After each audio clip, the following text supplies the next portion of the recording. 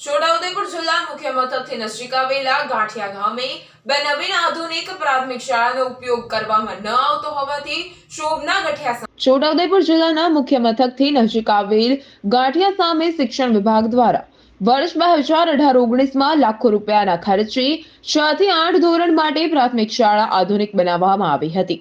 આ પ્રાથમિક શાળા ગામના વિદ્યાર્થીઓ અભ્યાસ કરે તેના માટે બનાવવામાં આવી હતી। જો કે ગામના જે વિદ્યાર્થીઓ છે તેઓની ગામની અંદર જૂની જે શાળા આવેલી છે ત્યાં અભ્યાસ કરવા માટે વિદ્યાર્થીઓને બેસાડવામાં આવે છે। ગામની જૂની પ્રાથમિક શાળાની અંદર 1 થી 8 ધોરણની અંદર 150 જેટલા વિદ્યાર્થીઓ અભ્યાસ કરે છે।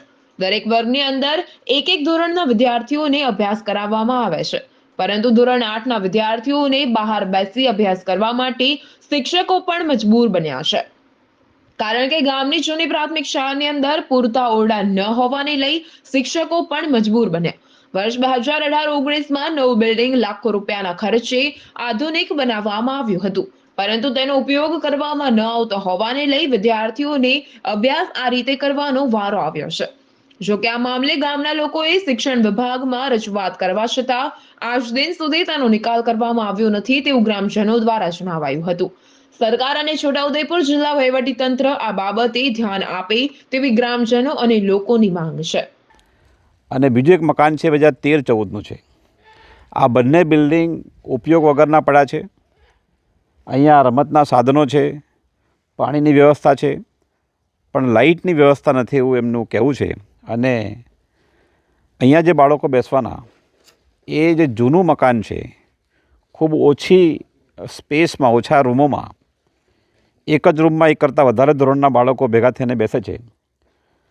તો આ પ્રકારની અવ્યવસ્થા અહીંયા ચાલે છે। ભાજપની સરકારના ધારાસભ્યો, સાંસદો, અધિકારીઓ, નેતાઓ, મંત્રીઓ વિકસિત ભારત સંકલ્પ યાત્રાના નામે અત્યારે આ સેતુ એના નામે વન સેતુના નામે આદિવાસી વિસ્તારોમાં ફરી રહ્યા છે, લોકોને ગુમરાહ કરી રહ્યા છે।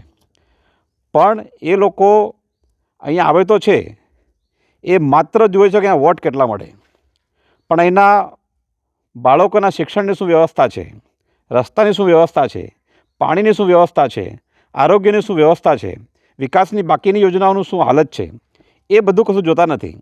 અને એમને આદિવાસી બાળકો ભણે એની બિલકુલ પણ ચિંતા નથી, માત્ર આદિવાસીના વોટ જોઈએ છે। અને એ જે છે આ બિલ્ડિંગ 2018થી અત્યાર સુધી વપરાયા વગરનું પડી રહ્યું છે, પેલું 2013-14થી વપરાયા વગરનું પડી રહ્યું છે। આ બતાવે છે કે ભાજપની સરકાર આદિવાસીઓ માટે એને કેટલી ચિંતા છે।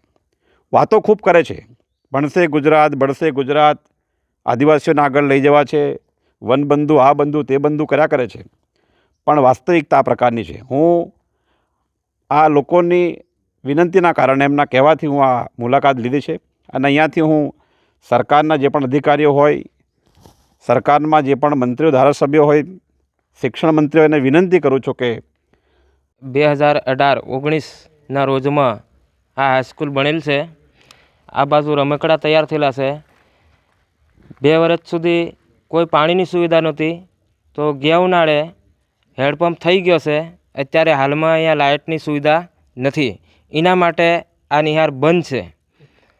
અને અમારા બાળકો જે 8મું, 7મું અને 6ઠું ધોરણ ભણે એ બાળકોને અહીં ભણાવવાના હતા, એની જગ્યાએ પહેલાં ધોરણમાંથી 5 સુધી ભણે ત્યાં જ અમારા બાળકો બધા જોડે જ ભણે।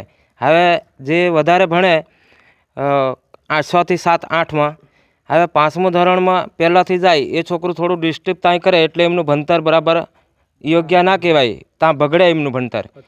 એટલે એટલા માટે આ ચાલુ થઈ જાય તો બહુ સારું। મારું નામ ભલજીભાઈ રાઠવા।